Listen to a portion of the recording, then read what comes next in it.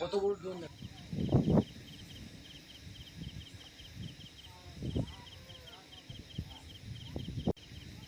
আকাশে যে গতকাল রাত্রে আলো দেখা গেছে ঘটনাটা সত্যি, কারণ সাধারণ মানুষ দেখেছে অনেকেই।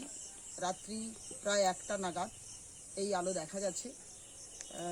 প্রায় 2-3টে আলোই, কেউ কেউ বলছেন একটা আলো, আবার কেউ কেউ বলছেন না 2-3টে আলোই দেখা গেছে।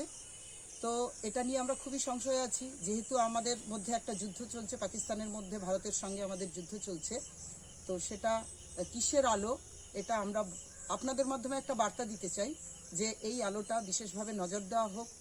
কেউ কেউ দেখেছেন এটা ঘটনাটা, এটা কিন্তু সত্যি উড়িয়ে দেওয়ার নয়। আপনাদের আমাদের যে ঊর্ধ্বতন কর্তৃপক্ষ আছে তাদের দৃষ্টি আকর্ষণ করছি। আমাদের এই সংশয়ের কথাটা আমরা সাগরদ্বীপবাসীর পক্ষ থেকে আমি জানাই।